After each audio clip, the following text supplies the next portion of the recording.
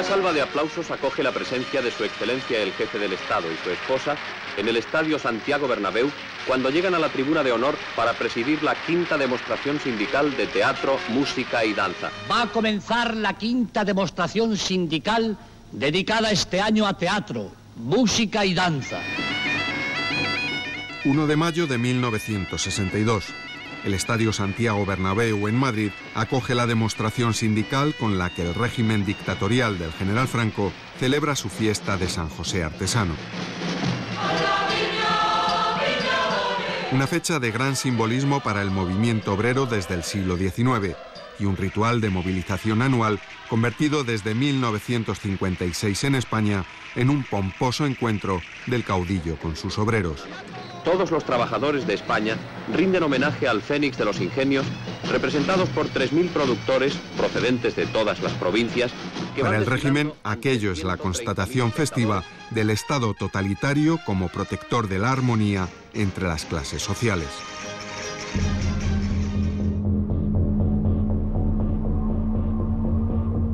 Pero no es precisamente armonía lo que prevalece en los acontecimientos que desde hace casi un mes se desarrollan a 500 kilómetros de allí.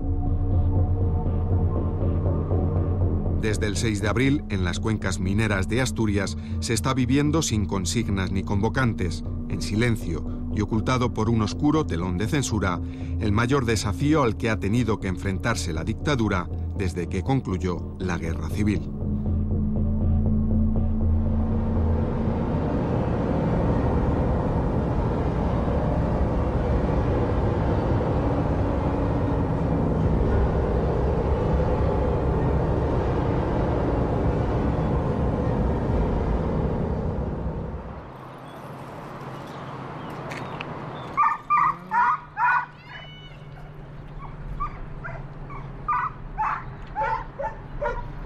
A 2 kilómetros de Ablaña, pueblo perteneciente al concejo asturiano de Mieres, muy ligado a la minería del carbón y a la siderurgia, está el pozo minero San Nicolás, comúnmente conocido como Nicolasa.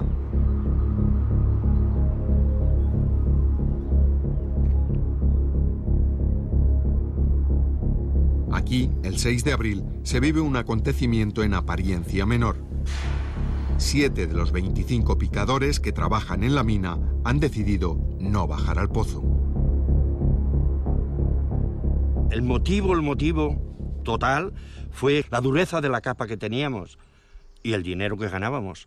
Era imposible sacar jornal, Era imposible sacar un jornal decente.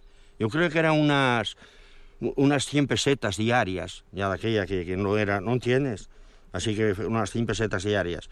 Entonces no había más salida. Habíamos hablado con la jefatura del pozo varias veces, pero ya se sabe, ¿no?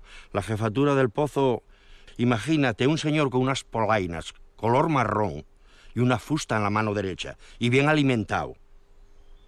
Claro, vete que te suba a decir que te suba al jornal, a un señor de esos.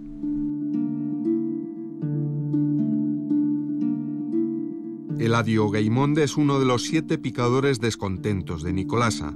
Hijo de minero, tiene entonces tan solo 21 años. Con él se encuentran Francisco Fernández, apodado El Toru, un falangista que había estado en la División Azul. Eugenio Muñiz, que empezó como vagonero en 1956 y siempre dio muestras de su carácter reivindicativo. Aníbal Álvarez, que entró a trabajar en Nicolasa en 1951 como ramplero, el escalón más bajo de la jerarquía minera.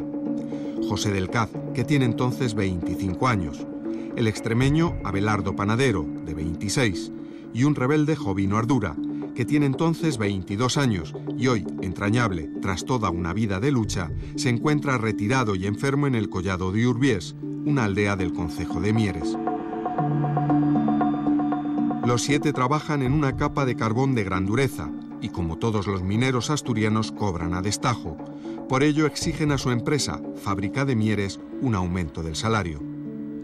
Motivos estrictamente laborales que reciben una dura respuesta por parte de la empresa.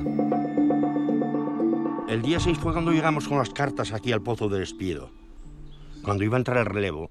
Y al llegar ahí, cuando entraba el relevo, las enseñamos los 7 de la capa novena.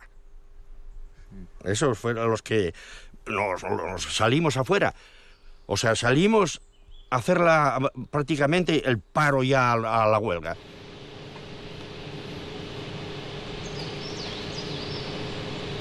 El día 7 de abril, en un acto que sorprende a propios y extraños, todo el Pozo Nicolasa decide parar. De los 170 mineros del turno de mañana, más de 40 ni siquiera se han presentado y un centenar más devuelve su lámpara y no entra en la mina. Una respuesta nacida de la solidaridad y los lazos de unión que se forjan de forma inevitable en la mina. Sentí una satisfacción enorme. Me di cuenta del famoso compañerismo de la mina. Es cierta. Es cierto eso. Es el corazón de los mineros.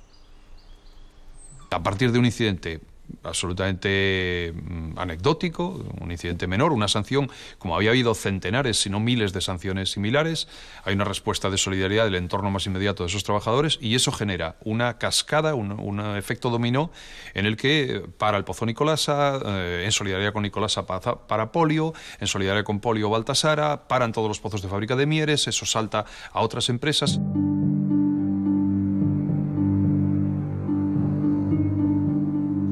El delegado provincial del sindicato Vertical lanza un ultimátum a los trabajadores del Pozo Nicolasa, amenazándoles con rescindir sus contratos y la pérdida de todos sus derechos. Pero lejos de abandonar, el lunes, día 9 de abril, se les unen los mineros de los pozos Polio y Centella, también propiedad de Fábrica de Mieres. El conflicto está servido y las respuestas del régimen y los abundantes informes policiales demuestran que aún no conocen el origen real de lo que está pasando.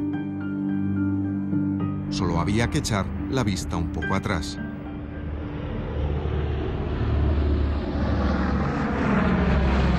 El 1 de octubre de 1961, los fervientes afectos al régimen de Franco habían celebrado el 25 aniversario de su exaltación a la jefatura del Estado. El paso de nuestras fuerzas ratifica la realidad de las palabras de Franco. En la dureza de estos años de lucha y de dificultades se han forjado sólidamente la unidad entre los ejércitos de la nación y el pueblo generoso que los nutre y mantiene. En esta lealtad y unidad descansa la estabilidad de nuestra patria. Un Estado construido sobre los cimientos de una brutal represión a cualquier expresión de resistencia u oposición. Las torturas y los juicios militares fundamentan el éxito político de la dictadura, que sin embargo no tiene su correspondencia en el terreno económico. El plan de estabilización del ministro Navarro Rubio, puesto en marcha a finales de 1959, consigue buenas cifras macroeconómicas, pero todo es a costa de un considerable descenso del nivel de vida de los trabajadores, un aumento del desempleo y un incremento notable de la emigración. No había seguridad en el trabajo, los salarios eran salarios de miseria. La gente vivía en condiciones de habitabilidad infernales. Y claro, pues el tiempo pasaba, las condiciones de vida y laborales no mejoraban y la situación se iba agravando. Vivíamos muy mal, de aquella yo francamente pasábamos hasta hambre, porque no te llegaba ni nada, de nada. Yo recuerdo de aquella de hacer una tortilla de patata y como no tenías huevos tenías que batir un poco de harina blanco, un hilo para unir la patata aquella para hacer una tortilla. Estaban escondidos entre los castaños que había por allí. Los recuerdos de Anita Sirgo, hija de un guerrillero abatido en el monte tras la guerra civil y militante comunista junto a su marido, Alfonso Braña, nos hablan del fracaso del modelo basado en la autarquía. Nos hablan también de las penurias provocadas por el hecho de que los sueldos no han variado desde 1956, mientras que productos como las patatas, el aceite o las sardinas han subido entre un 50 y un 200%. Dificultades que también vive entonces el hoy nonagenario Constantino Alonso Tinín, picador del Pozo Santa Bárbara en La Rebaldana. malestar ya lo teníamos porque pasábamos mucha hambre. Éramos muy maltratados por los jefes, éramos, por decirlo de alguna manera, el hazmerreír de todos ellos. Eran unos sinvergüenzas. Y claro, y agachar la cabeza y sí, perdonen ustedes, y todo el día para detrás y os pedíais perdón, en vez de cagarse en la madre que los parió a todos, porque merecían ese... Por otro lado, las condiciones de trabajo en la mina son deplorables. Con una mecanización básica, la tracción sigue siendo animal en la mayoría de las explotaciones. No existe ninguna prevención ante la terrible y mortal enfermedad de la silicosis y la seguridad brilla por su ausencia.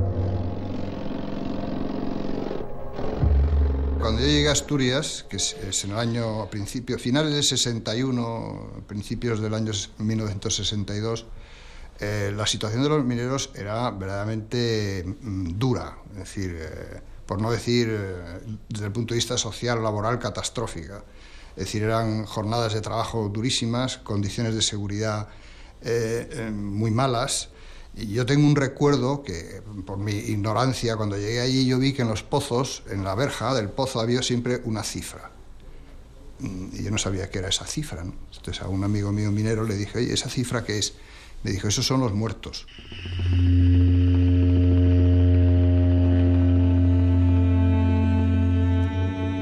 El viernes 13 de abril, una semana después de iniciarse en las instalaciones de Fábrica de Mieres, el conflicto asoma a otras empresas.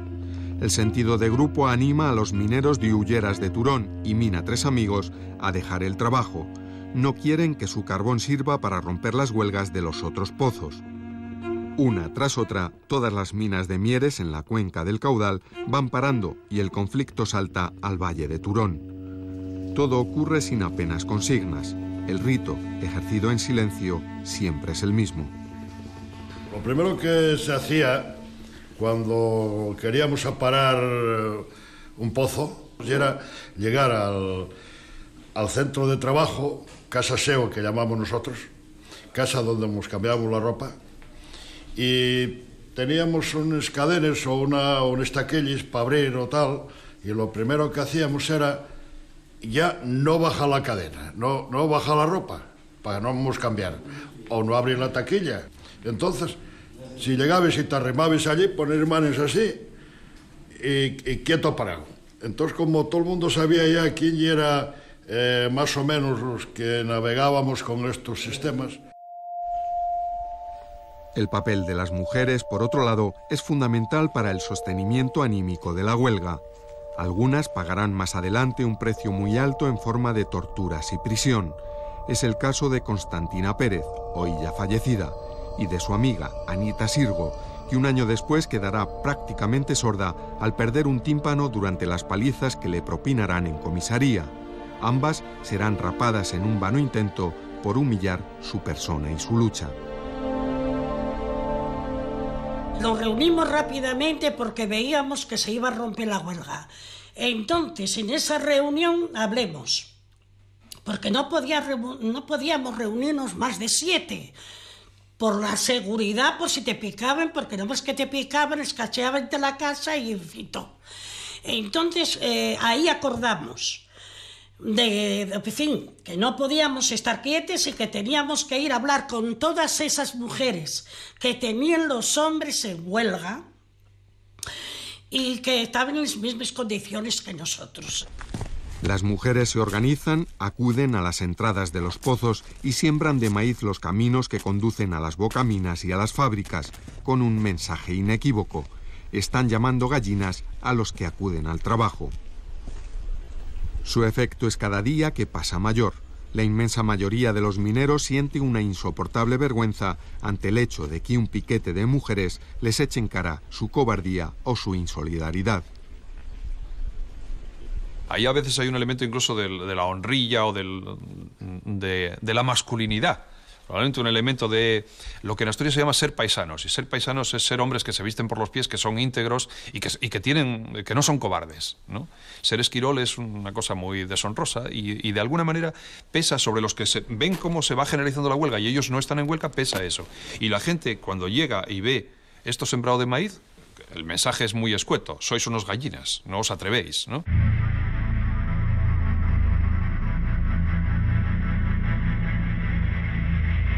Las empresas comienzan a elevar su presión sobre los huelguistas, no solo resolviendo sus contratos, también impidiéndoles el acceso a los economatos, donde las familias pueden encontrar los productos de primera necesidad más asequibles. Las reivindicaciones crecen como la espuma, incluyendo salarios base mínimos para los peones y medios de locomoción hasta los centros de trabajo. Un asunto no menor en un tiempo y un lugar plagado de caminos, muchas veces intransitables, con la población minera viviendo en lugares muy alejados de sus centros de trabajo. Realmente el desencadenante de la huelga es un episodio, bueno, pues irrelevante desde el punto de vista de las causas de la huelga, ¿no? Es un pretexto, podríamos decir, una circunstancia casual. A partir de ahí, las organizaciones clandestinas sí tienen un papel importante en extenderla, en alimentarla, en liderarla, la propaganda juega un papel importante, los liderazgos personales, es decir, el prestigio personal es muy importante para sostener eso, la solidaridad con los represaliados también. Y era el Partido Comunista de España siempre el que estaba detrás de ello. Nosotros éramos los que nos organizábamos, nos hacíamos asambleas en el monte o nos reservados de los bares. Luego otro tipo de gente que, sin ser del Partido Comunista, se acoplaban a nuestras reivindicaciones, la JOAD, los cristianos de base y otro tipo de gente, ¿no? Venían arrastrados siempre con nosotros. Extender la huelga nos lo planteábamos como una cuestión que había que hacer. O sea, desde el principio, de una forma natural, estábamos del lado de los huelguistas porque eran los nuestros. Yo creo que en el fondo, aunque éramos cristianos, pues éramos ante todo trabajadores.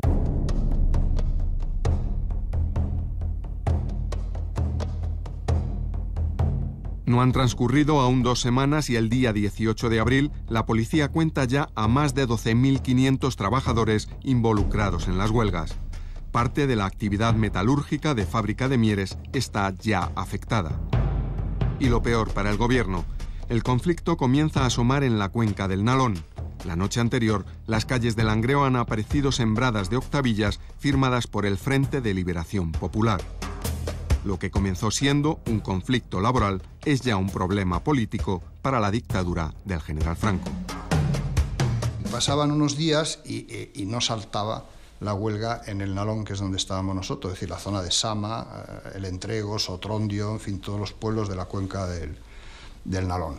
Entonces, el grupo del Felipe, que estábamos ahí, Peláez, yo, su hermano, en fin, otros, un grupo, éramos que nos reuníamos en el Chigre que estaba en el Pozo Entrego. Bueno, pues entonces decidimos un día que había que hacer algo, que había que hacer un llamamiento de solidaridad para que también en la cuenca del Nalón estallara la huelga. Nicolás Sartorius, joven abogado laboralista, ha abierto junto a Luis Campos y Manuel Peláez un despacho en El Entrego, cerca de Langreo. Comprometidos en la extensión de la huelga, los tres integran el Frente de Liberación Popular, familiarmente llamado Felipe, una organización compuesta básicamente por estudiantes e intelectuales que se ha propuesto como estrategia introducirse entre los obreros. La estrategia era clara, es decir, en una situación de dictadura donde no hay ningún tipo de libertad, donde están negados todos los derechos fundamentales, donde no tienes derecho de nada, evidentemente toda huelga o toda manifestación, nada más empezar y desarrollarse, se convierte en un hecho político de primera magnitud. Claro, porque es un reto a la dictadura, es la negación de la dictadura. Juventud Obrera Cristiana y Hermandad Obrera de Acción Católica, organizaciones de la Iglesia interesadas en asuntos sociales e inspiradas por Juan XXIII, cuentan ya con cierta presencia entre los mineros en huelga. Es el caso de José Antonio García Casal, minero del Pozo Sorriego al que todos llaman Piti, y Severino Arias, picador del Pozo Figaredo. Con ellos se encuentra un entonces jovencísimo Francisco Prado Alberdi, estudiante en la Escuela de Aprendices. Los tres forman parte del núcleo de la JOC en la región y participan activamente en la confección y distribución de octavillas caseras. Quieren ser la alternativa cristiana al marxismo entre los trabajadores, pero esto no les impide colaborar con otras organizaciones obreras en la extensión de la huelga. Yo en aquel entonces no militaba en ningún partido político. Yo pertenecía a una organización vinculada a la Iglesia que se llama la Juventud Obrera Cristiana, y donde allí pues nos formaban y donde tomamos conciencia de la realidad social y política del país donde estábamos viviendo, que no nos enterábamos sino. Entre los consejeros de estos jóvenes cristianos se encuentran algunos sacerdotes que no dudan en lanzar homilías basadas en la doctrina social de la Iglesia. Mensajes emitidos desde el altar que incomodan tanto al régimen como a la propia jerarquía eclesial. Algo que queda patente con la confiscación de la hoja conjunta de la JOC y la OAC que Pitti, Severino y Alberdi están a punto de distribuir desde el local que la organización cristiana tiene en la calle Campomanes de Oviedo. Aquello era un local de la iglesia, con lo cual, según el concordato, la policía no podía entrar sin permiso del arzobispo. Yo esto estoy en la sala, pero lo oigo, lo escucho, ¿no? Lo escucho y en la conversación. Le dice, mire, pero ustedes no pueden entrar aquí porque esto es un local de la iglesia, sin permiso del arzobispo no puede entrar, claro. Y entonces el policía pues se descojona, porque en realidad dice, es que nos manda el obispo, ¿no? Era el obispo que había mandado a coger la octavilla. A mí aquello me quedó grabado y fue un elemento clave después en mi vida, porque, claro, yo me dije, bueno, ¿yo qué pinto aquí, no? Leída hoy en día, era una declaración que, claro, muy sencilla. Es decir, bueno, la doctrina social de la Iglesia, la justicia, que no se podía reprimir, que había que atender los derechos de los trabajadores, todo con la doctrina social de la Iglesia en la mano. Pero claro, de aquella resulta que era auténticamente revolucionario, porque era ponerse a favor de los huelguistas y en contra de los patronos y del gobierno. Pero la auténtica obsesión de la temida Brigada de Información Social es el Partido Comunista de España. En 1962, a pesar de haber sido descabezados en varias ocasiones y de la definitiva desarticulación de la guerrilla, los comunistas han rejuvenecido su militancia y son los mejor organizados en el interior. Yo me siento precisamente promotor también de esa nueva juventud que aparece, porque yo en el año 55 ingreso en el Partido Comunista de España. Ya estoy organizado en el año 55 y ahí sale naturalmente una serie de cuadros, diríamos, o de gente nueva que se compromete, que organiza y que lucha precisamente por... diríamos, no solamente por cuestiones sociales, sino políticas también. Vicente Gutiérrez Solís es detenido el 24 de abril acusado de incitar a la huelga. La policía tiene la declaración de un trabajador de la mina de montaña La Trechora que le sitúa en la bocamina extendiendo la huelga. En este lugar, precisamente cuando la huelga del 62, he mantenido una reunión con representantes de los trabajadores del Pozo, Carbones de la Nueva y Carbones Asturianos. Gutiérrez Solís es uno más de los militantes del Partido Comunista que, sin recibir instrucciones directas desde la dirección en el exilio, contribuyen a la estrategia impulsora de la huelga. Y convenimos aquí, acordamos de extender la huelga a estos dos pozos mineros, que es lo que en aquel momento nos correspondía a los de la zona esta de Samuño. Aquí las decisiones tomábamos nosotros, los que estábamos en el partido, decir, oye, pues hay que tener cuidado, porque tal. Y ya te digo, unos tiraban maíz, otros tal. Yo, como os acabo de decir, yo daba la cara, como otros compañeros, y claro, había que dar la cara, había que darla. Y otros compañeros, por ejemplo, cuando os digo que se colgaban los trapos de la mina, pues... había alguno que dice, ¿qué vamos a trabajar? Si no trabajan en Mieres, ni trabajan en Sama, ni trabajan en ningún sitio. Y claro, entonces Evidentemente, en condiciones de clandestinidad como aquellas, hace falta que el carácter de promotor, de organizador, se conjugue con factores espontáneos que siempre existen en esas situaciones.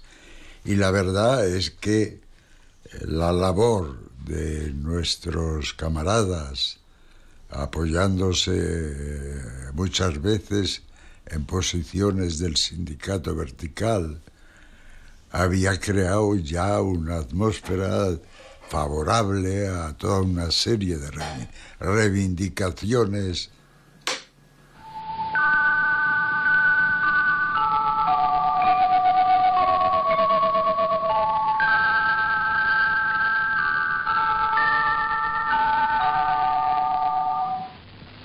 Habla Radio España Independiente, Estación Pirenaica. Camaradas y amigos, mujeres de Asturias, del País Vasco y de todos los lugares en huelga, españoles antifranquistas. Santiago Carrillo y Dolores Ibarruri, la pasionaria, ayudan con su voz a que el mensaje del Partido Comunista llegue al interior a través de Radio España Independiente, la famosa pirenaica que emite desde Bucarest. Un altavoz invisible de lo que está ocurriendo en las cuencas mineras asturianas que se escucha clandestinamente en multitud de hogares por todo el país. Los mineros asturianos, al entrar en la 7ª semana de su huelga, necesitan, merecen, han conquistado el derecho a que les prestemos la más amplia solidaridad. Siempre la radio fue para nosotros una ayuda muy seria porque sabíamos que los cuadros del partido y la gente del partido la escuchaba y que lo que dijéramos iba a ser tenido en cuenta.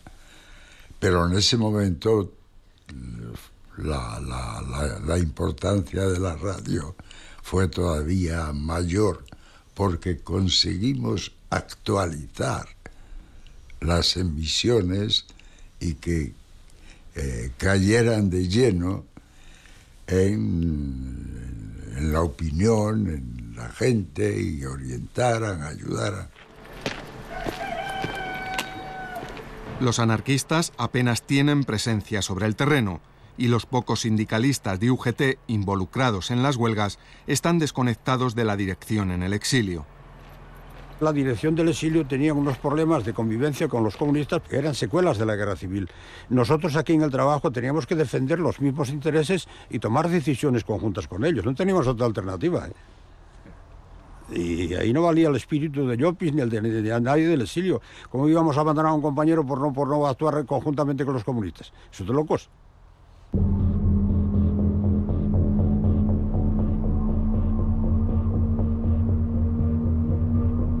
La huelga avanza a lomos de un puñado de militantes y simpatizantes con diversa extracción ideológica, pero sobre todo de un buen número de trabajadores sin filiación política que se aprestan a enfrentarse al terrible sistema represivo franquista. El lunes 23 de abril ya no solo es la cuenca del Caudal. Todo el Nalón comienza a parar.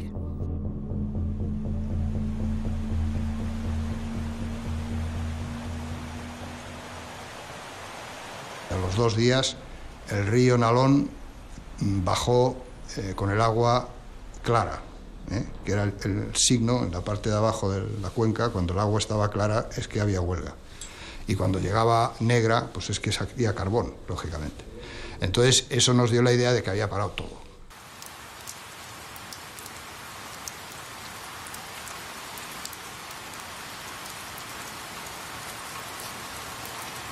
Comienza la tercera semana de huelga y la preocupación en el régimen se hace patente. Las reivindicaciones ya no son solo salariales. También exigen la modificación del reglamento de silicosis, el aumento de las pensiones para los jubilados y la modificación de la ley de accidentes. Pero sobre todo hacen acto de presencia reclamaciones con un mayor contenido político. Lo más preocupante para el régimen, la libertad sindical. Que en aquel sindicalismo había dos líneas, una la representativa que elegían los trabajadores en sus lugares de trabajo y la línea política que la nombraba directamente el gobierno. Noel Zapico, hijo de minero, elegido más tarde como enlace dentro del sindicato vertical, toma parte en las negociaciones para buscar una salida a la huelga desde dentro del sistema. Se empieza ya a ver que hay dirigentes en la sombra que quieren mantener la huelga. En una de esas reuniones a mí se acerca un minero mayor y me dice: mira, muchacho, aquí hay razones sociales, pero aquí hay un problema de fondo. Se trata de cargarse al dictador que ha gobernado 2 años más que Mussolini. Dije, bueno, yo la política, yo ahí no me implico, yo... Total que desde entonces yo, en mi actitud nació un compromiso que he mantenido de por vida hasta hoy y que quiero mantenerlo, que era el compromiso con la clase obrera. La policía incrementa la represión sobre los huelguistas y materialmente ocupa las calles de los centros mineros. Yo tengo una imagen que no se me borrará, saliendo a la calle, pues eso, al día siguiente, a los 2 días, cuando había habido la huelga, cuando había estallado la huelga, de todos los callejones, todas las calles adyacentes del pueblo estaban tomadas por la Policía Armada, por jeeps de la Policía Armada, que patrullaban por las calles y estaban apostados en todos los callejones, ¿no? Con sus dotaciones, etc. La gente tranquila, era casi como un día de fiesta, estaba todo parado, absolutamente todo parado. El día 28 de abril se confirma que la mina La Camocha, cerca de Gijón, ya está en el lío. Un motivo más de preocupación para las autoridades franquistas que saben de los antecedentes conflictivos de este pozo. Con el 1 de mayo en el horizonte, la policía y la Guardia Civil elevan su presión. Un buen número de trabajadores son citados en cuartelillos y en dependencias policiales con la intención de amedrentarlos.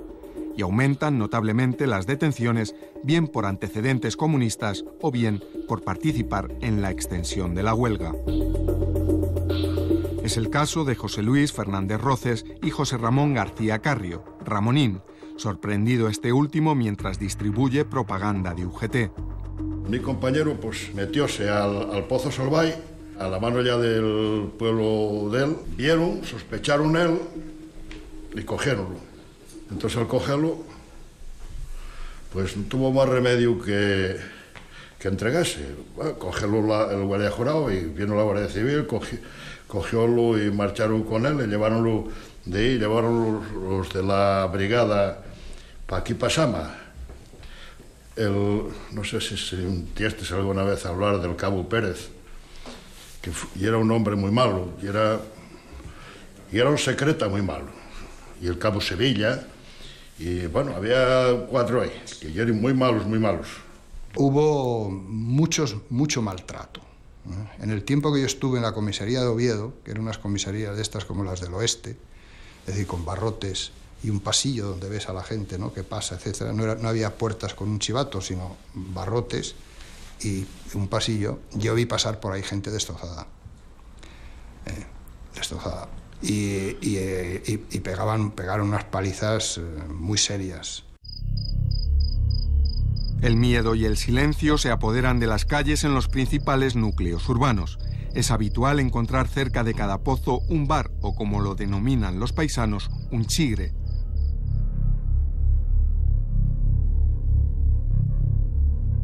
Un lugar para olvidar por un momento las penurias, jugar a las cartas, tomar unos culines de sidra y pasar el rato.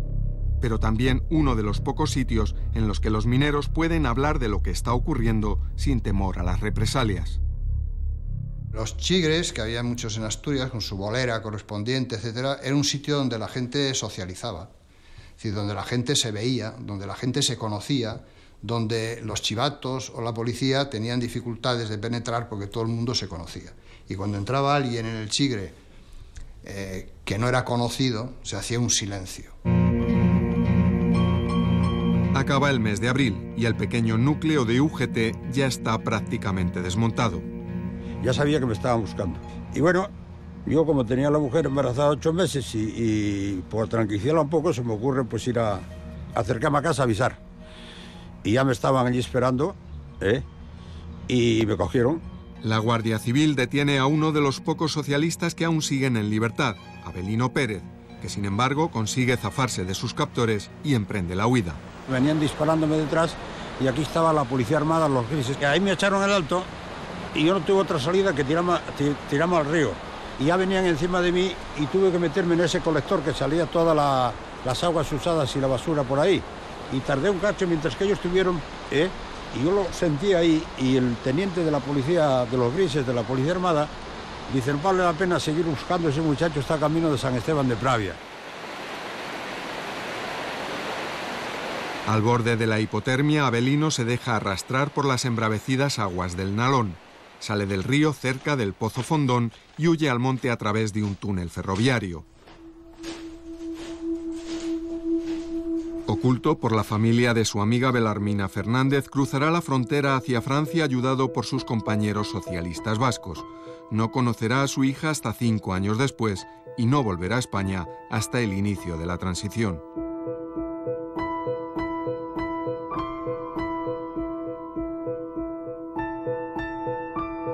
Precisamente en el País Vasco, la solidaridad con los mineros asturianos y el propio descontento van a hacer que la huelga alcance a empresas como la Naval de Sestao. Un joven, Nicolás Redondo, afiliado al Partido Socialista y a UGT desde 1945, es testigo y protagonista. El 30 de abril, la huelga del silencio desborda las fronteras de Asturias. Bueno, había una situación a último de una profunda agitación en la cual además pues no, el sentido reivindicativo iba predominando sobre el miedo, sobre el temor, y esto era, pues no sé, cada vez mucho más acusado. Yo cuando aquello estaba 30 años trabajando en la Naval, era una fábrica que a último también catalizaba las protestas en el País Vasco, se movilizaba rápidamente y dijimos, bueno, ¿por qué no intentamos a último hacer algo aquí? Y curiosamente, sin una hoja de propaganda y nada, paramos el mismo día que nos lo propusimos, que era el día 30 de abril, en maquinaria. La perfecta iluminación y el excelente sistema de altavoces permite recoger en forma completa la grandiosidad y belleza del espectáculo. El 1 de mayo, el caudillo celebra su particular fiesta del trabajo, transmitiendo una imagen de normalidad. Sin embargo, en la Naval, el día 2, el paro ya es evidente y la noticia recorre toda la ría del Nervión. La huelga se extiende como una mancha de aceite.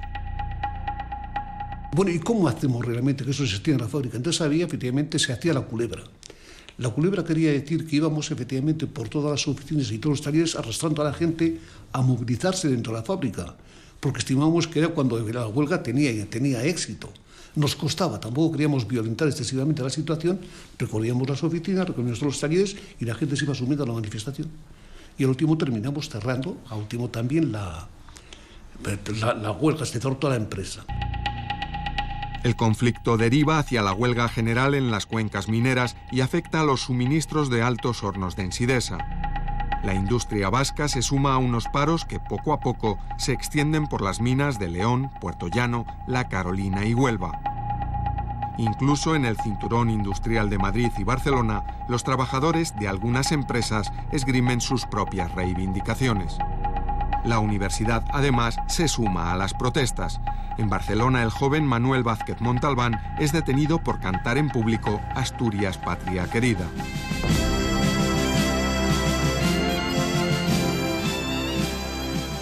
Y al final hay cerca de 50.000 mineros en huelga, no hay prácticamente ninguna mina en Asturias que no haya parado en algún momento, también para el metal en las cuencas mineras y en Gijón, y además se extiende a otras provincias, lo cual lo que viene a denotar es un clima de descontento, de malestar generalizado prácticamente en todo el país. Y al final, si uno ve en qué sitios se produce la huelga, eso tiene que ver con los sitios donde hay memoria y tradición del movimiento obrero.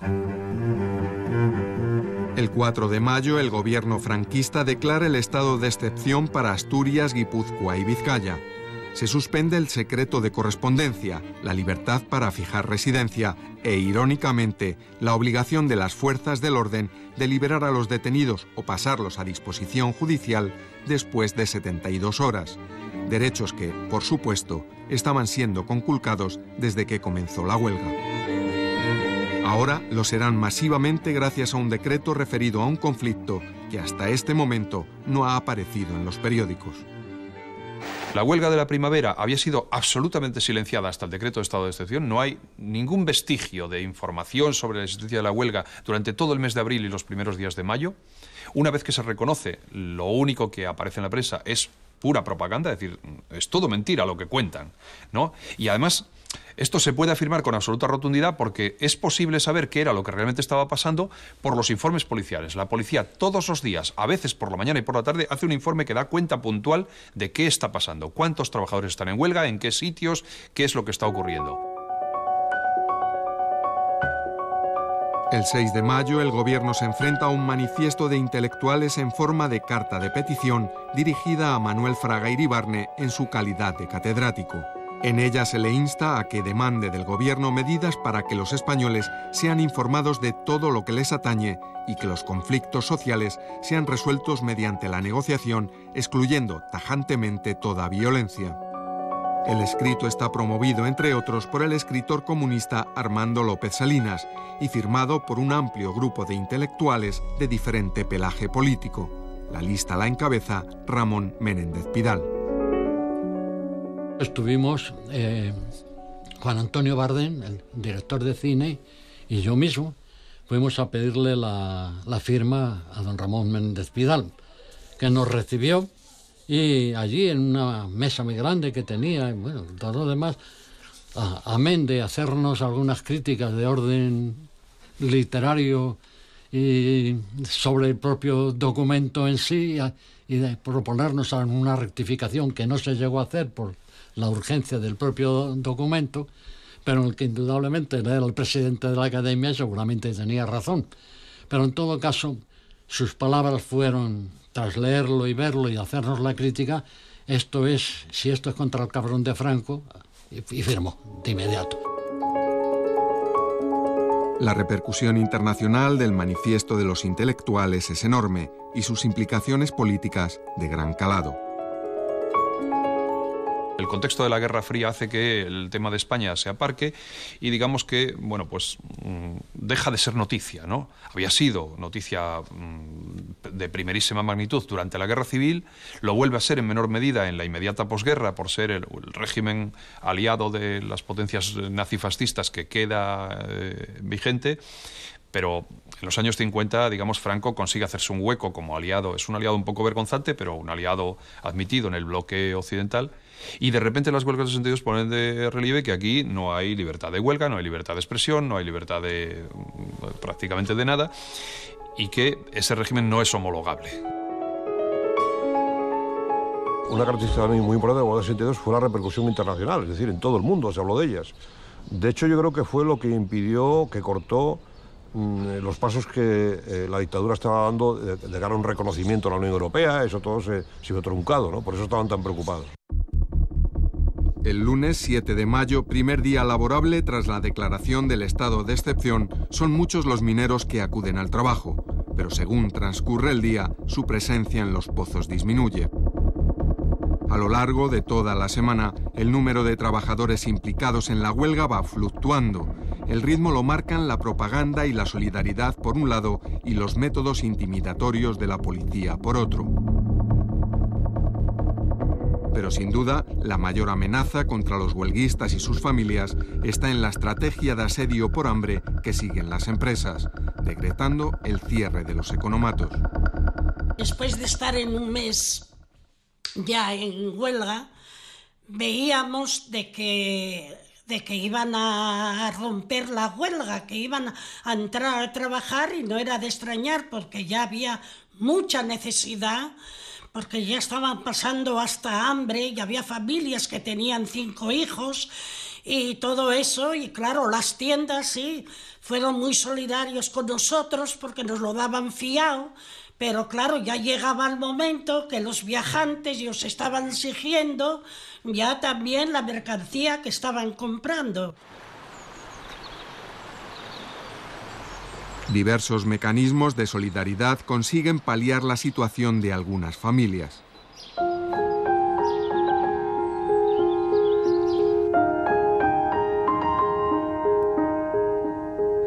Muchas parroquias establecen comedores sociales. Determinados comerciantes fían a sus clientes y particulares y locales como el Roble del poblado minero de La Camocha dan de comer a los más necesitados.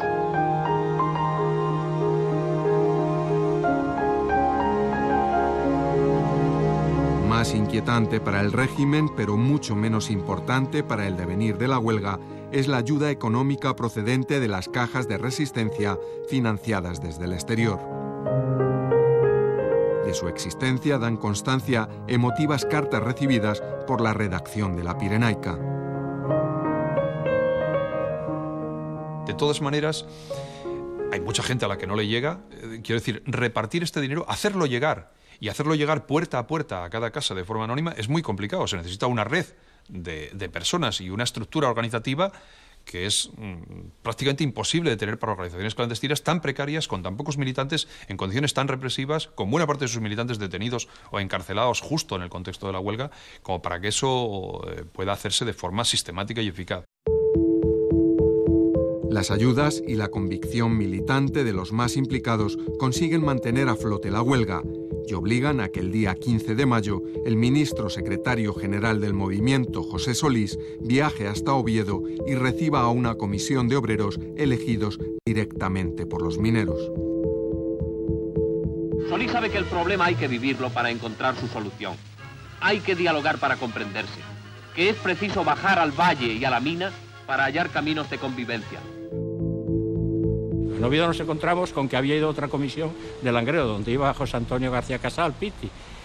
Bueno, pues pedimos una secretaria para pasar a máquina el escrito, que no nos había dado tiempo, y cuando entramos en la sala, recuerdo que Solís, que era muy cachondo, pues dijo, ¡qué cabrones sois! Tenéis esperando al ministro 1 hora y tal. Bueno, pues le dimos el documento y comentamos, hicimos un comentario, luego pasaron los del Langreo, y a esperar. El régimen vivió las contradicciones de que en aquella época había ya que haber acometido la reconversión industrial de la minería y de la siderurgia incluso.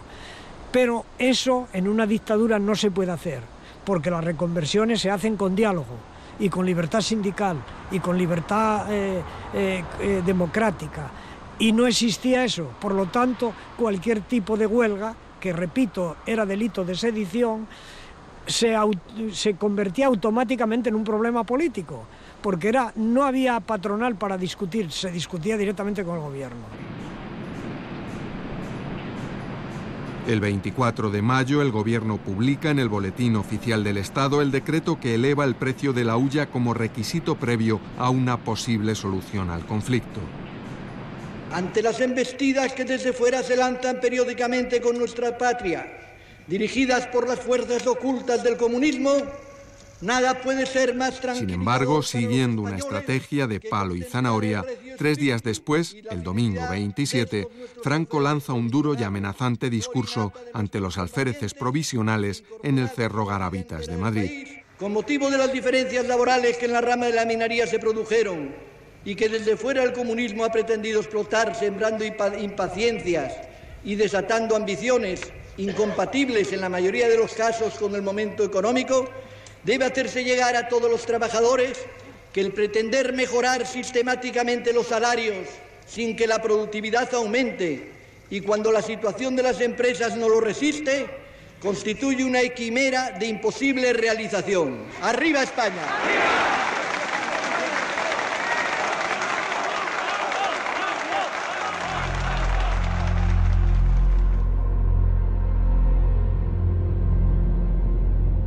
Más que la intimidación, la subida de salarios que comienza a extenderse por los pozos desactiva las causas del conflicto.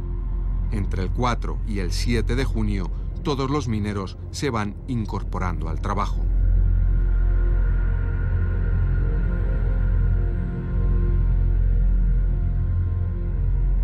huelga de la primavera, la de abril y mayo, se gana, o sea, es inapelable. Se gana hasta tal punto que ocurren cosas que nunca antes habían ocurrido y nunca vuelven a ocurrir en el franquismo, que es que hay un ministro del gobierno de Franco que se viene de Madrid a negociar con los huelguistas, que, ojo, desde el punto de vista legal son delincuentes, porque la huelga es delito. Y negocia no con los representantes legalmente establecidos del sindicato vertical, negocia con comisiones de obreros que espontáneamente se generan en los pozos y en los centros de trabajo y vienen a reivindicar al ministro. El carbón estaba todo controlado. Las empresas tenían que entregar el carbón al Estado, que solo les permitía tener un mínimo de cupo para vender con libertad. Con lo cual también los empresarios estaban un poco cogidos. Entonces subieron la tonelada, hasta entonces era imposible subir una peseta. Subieron la tonelada del carbón 75 pesetas. Que visto desde aquí, 75 pesetas parece que da para tomar el vermú. Pero visto en el año 62, a finales de abril, 75 pesetas, y que se transformara en salarios. Y eso se publica en el Boletín Oficial del Estado antes de que la huelga termine, es decir, durante la propia huelga. Desde el punto de vista, digamos, de la lectura política o de la lectura que los mineros pueden hacer de eso, es una victoria como no podría ni haber soñado y como nunca más se produce, además. La elevación del precio que paga el Estado por cada tonelada de hulla permite que las empresas acuerden, cada una con sus trabajadores, las correspondientes subidas salariales. Severino Arias recuerda cómo en el Pozo Figaredo, donde la producción llegaba a los 1000 kilos por hombre y día, el acuerdo consiguió doblar el salario de sus trabajadores. Nosotros aquí encontramos una salida aceptable, pero en otras empresas que estaban por debajo de los 1000 kilos, incluso 500 y así, pues claro, si aquí eso supuso una subida de 2000 pesetas, había sitios donde no llegaban a 1000. Y eso dio paso luego al descontento de muchas empresas y a la huelga del 15 de agosto, que originó en el mes de septiembre así las llamadas deportaciones de mineros fuera de Asturias.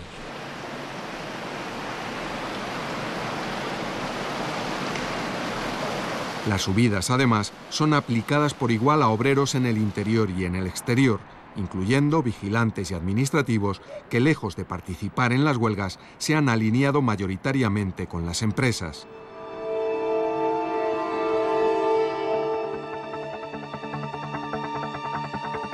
El conflicto está servido de nuevo y el 15 de agosto comienza el epílogo de las huelgas de 1962. Hay una inyección de confianza que explica por qué a los 2 meses vuelven a la huelga, ¿no? Están crecidos. También explica por qué el régimen y las empresas, digamos, los están esperando y hasta cierto punto quizá provocan incluso la segunda huelga. Para descabezarla, la represión es muy diferente de la primera a la segunda. En la primera realmente el régimen se ve desbordado. En la segunda los mineros están aislados, la huelga no se extiende al País Vasco, a la minería leonesa, a Cataluña, a Madrid, a Puerto Llano, a montones de sitios. Y digamos, al estar más aislados y más acotados son más fáciles de reprimir. La reacción ahora es fulminante. Las empresas proceden al cierre patronal y al despido selectivo de los 198 mineros más reivindicativos. El gobierno, por su parte, alcanza el último escalón represivo cuando, a partir del 22 de agosto, procede a deportar a 126 mineros, seleccionados por sus antecedentes ideológicos o por haberse significado durante las huelgas. Es el caso de Constantino Alonso Tinín o de Vicente Gutiérrez Solís. Lo más injusto fue detenernos en Oviedo, en la comisaría, y luego en el cuartel de la Policía Armada, y sin aviso de ninguna clase, nos montan precisamente en un camión, que era entonces con un toldo por arriba, unos bancos, y de ahí nos sacaron sin decirnos una palabra y nos deportaron a 126 compañeros y que nos fueron a distribuir en las regiones, en las provincias, diríamos, más deprimidas que había en aquel momento en España. De 1962 sale herido de muerte el sindicato vertical. Socavado desde dentro, es sustituido por comisiones de obreros libremente elegidos en una filosofía que dará lugar, años después, a la creación del sindicato Comisiones Obreras. La oposición democrática, por otro lado, pierde el miedo. Conservadores antes alineados con el régimen como Dionisio Ridruejo o José María Gil Robles se reúnen con la oposición antifranquista en lo que el régimen denomina despectivamente Contubernio de Múnich. El mundo se había acostumbrado a una España que no contaba y le ha quedado una tendencia morbosa a creer y registrar todo lo malo que se diga de España. Contribuyó de manera muy importante a la unión de las fuerzas democráticas, a la oposición política, porque Múnich no se puede separar de ese gran movimiento. Es decir, que es cuando empiezan a combinarse y a unirse las fuerzas de oposición que después, al cabo de los años, pasaron bastantes años, bueno, pues hacen la unión de las fuerzas políticas democráticas en la Junta Democrática, en la Plataforma, en todo lo que vino después. Pero eso empieza en las huelgas de Asturias del año 62.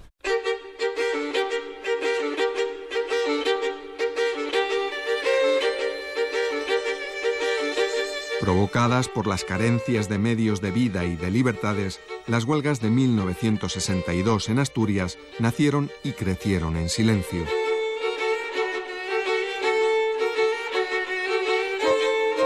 Lo hicieron soportadas por la voluntad y el sentido solidario de un colectivo humano criado en la cultura del sacrificio y la hermandad. Mucho más allá de lo que fue su éxito en forma de subidas salariales, las huelgas del silencio ganaron para el futuro valores y expectativas democráticas. Las huelgas son, desde luego, un punto de partida de un resurgir del movimiento obrero. Probablemente marcan un Ecuador de dos mitades del franquismo desde el punto de vista de la contestación social, especialmente del movimiento obrero, pero lo son también en otro terreno. Lo son, por ejemplo, respecto a la atención que los intelectuales prestan al movimiento obrero o respecto al movimiento estudiantil, porque las huelgas obreras dinamizan otras protestas. Empezaron los mineros y los obreros fabriles. Si siguen los campesinos, seremos cientos de miles. Hubo además otras razones por las que muchos hombres y mujeres se dejaron una buena parte de sus vidas en aquellas huelgas. Siguen vuestro camino los compañeros. ¿Mereció la pena todo aquello? Yo digo, sí. O sea, ¿qué ocurre? Al final tú luchabas, le ponías nombres y le añadías un toque idealista, ¿no? a aquello. Podías pensar que luchabas por la sociedad socialista, incluso, o por el fin del capitalismo. No lo logramos, es evidente que no se logró. Pero detrás de todo ese mensaje ideológico, por decirlo así, había cosas mucho más concretas, que era la reducción de jornada, el derecho a vacaciones, o sea, una serie de cuestiones que hoy la gente normal las tiene. Las conquistas sociales que se alcanzan en vivir con el mayor número de dignidad posible, con un poder adquisitivo aceptable y bueno, reducir las desigualdades en la medida de lo posible y mitigar la pobreza también en la medida de lo posible. Y por lo menos hoy no hay trabajo. Pero el trabajo que tienen ropa, tienen jabón, tienen toalla, tienen calefacción, tienen agua, que antes no lo tenían. Y por todo eso luchamos nosotros. Entonces, ¿cómo no iba a valer? Claro que vale. Si no hubiéramos luchado, no sé en qué situación pudiéramos tener hoy. A través de la lucha se consiguió las libertades democráticas, se consiguió la legalización de los partidos políticos, de la creación de sindicatos. Las personas mayores, como yo, tenemos que pelear, luchar y sufrir un montón de cosas. Estamos viendo que ahora vemos un egoísmo puro. No vemos a la juventud molestarse, no vemos que haya solidaridad entre la gente.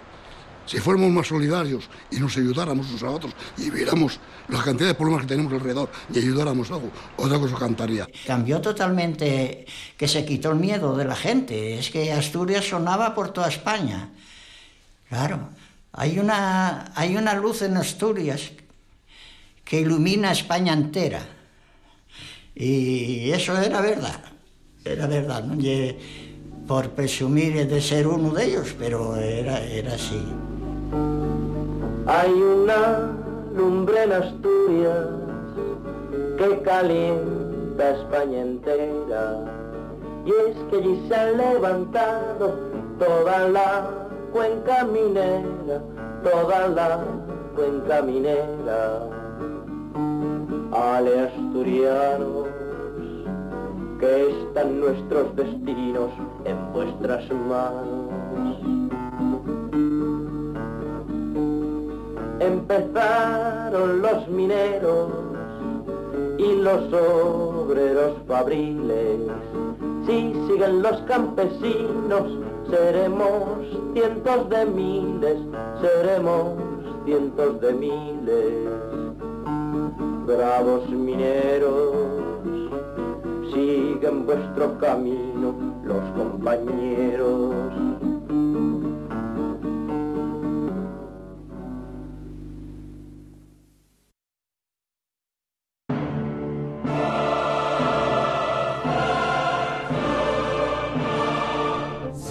Tres presos del Corredor de la Muerte de Texas ya tienen fecha fijada para su ejecución. Me volví loco, ¿me entiende? Salté sobre ella y le pegué muy fuerte. Puedo entender cómo se siente la familia. Quieren venganza. No puedo culparles por eso. No me veo muriendo por algo que hizo otra persona. No puedo aceptarlo. Sus últimos deseos y sus miedos más íntimos están presentes en la cuenta atrás hasta la inyección letal. Esa cosa me va a quitar la capacidad de gritar, ¿me entiende? Y el resto del tiempo voy a sentir todo ese dolor. Voy a sentir cómo explotan mis venas, voy a sentir cómo arden.